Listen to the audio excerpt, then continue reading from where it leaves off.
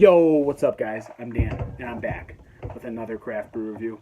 And today I'm highlighting Brewing Company, guys, in Suttons Bay, Michigan. They're near and dear to my heart because I work right by them.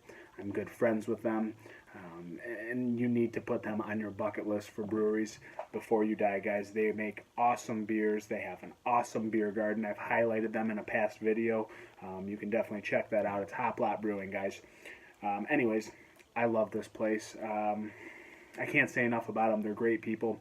Steve, the head brewer and owner, he's one of my good friends that lives up here. I like his brother Drew a lot, and Steve's wife Sarah. So very good people that did a very awesome thing up here in Suttons Bay, guys. So you need to check them out. Today, my brother-in-law brought me a growler of their newest hazy beer, a Hazy IPA. Has no name. Steve's not really into hazy beers. I begged him for the past year and a half probably to make a hazy, and he did not want to do it, guys. I don't want to say I inspired this beer. But I definitely catapulted him and pressured him to make it. So this is Steve's version of a Hazy IPA, guys. We're coming in at 6.6%. And I do not know the IBUs, but let's see what we're rocking with. Again, Steve did not like hazy beers. He's not an advocate for that because he thinks it's poor brewing technique, guys. So let's see what we're rocking with. We're going to go slightly aggressive on this. And yes, I have my Hop Lot glass, guys. Shout out to Hop Lot Brewing. Let's see what we're working with. I really like these guys' logo, too. Check that logo out, guys. It's slick. It's simple, and it's awesome. So let's go to an appearance. I poured like a crazy person, so I have, 2 fingers of very bright, fluffy, foamy head, guys. Compact bubbling going on like crazy, very Dawn soapy, clingy to the glass. The appearance is definitely not that thick, dark OJ, but a lighter version of that golden yellow. Certainly opaque. I cannot see through it. He did a very nice job clouding this beer up and not filtering it, guys. So this is a very attractive looking beer in the glass. Let's go to an aroma. Super dank. Super dank. Herbally pine notes.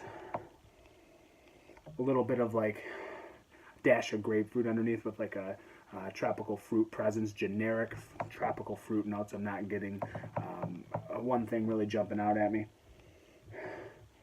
But the dankness and this huge piney presence lies underneath on this beer, guys. It's driving it forward.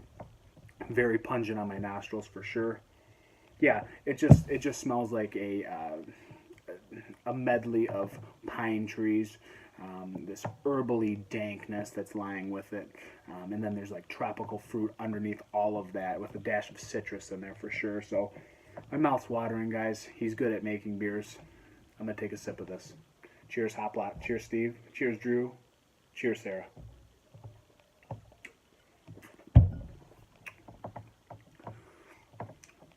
Yeah, the pine presence is huge. This is not a massive juice bomb. It is not an overly pungent New England style IPA. It is drinkable. It's an intertwined hybrid, I would say, of like a West Coast and East Coast IPA, guys.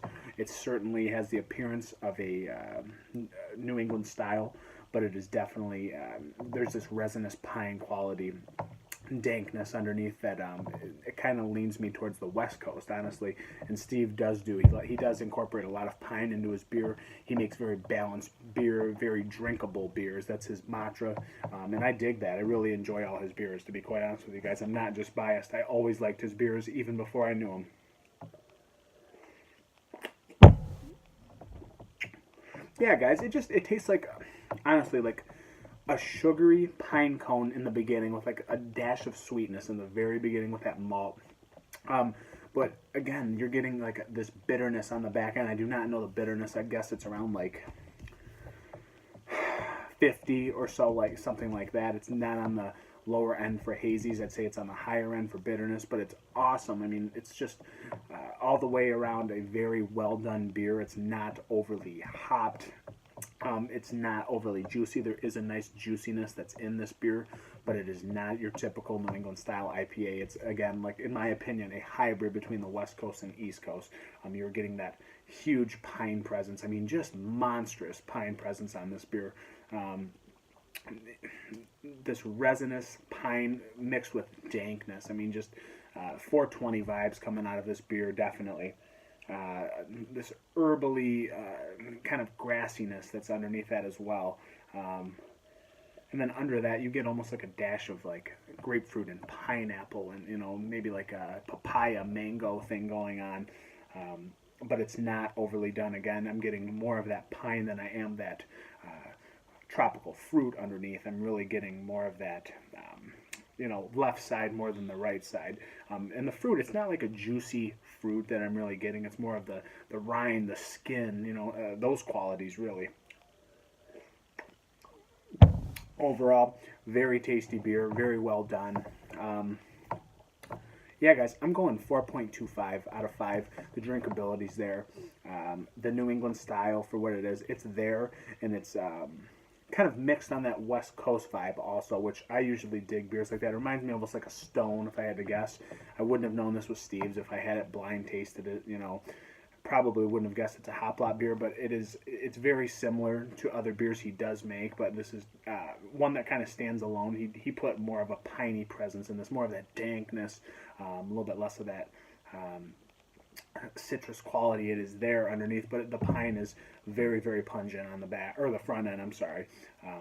But again, very balanced out, very well done beer. He knows what he's doing, guys. You better go check that Hop Lot crew out, guys. Suttons Bay, Michigan. I'm plugging them. Those are my boys. Check them out, guys. I'm Dan. I'm over and out. This was a local microbrew you've never heard of.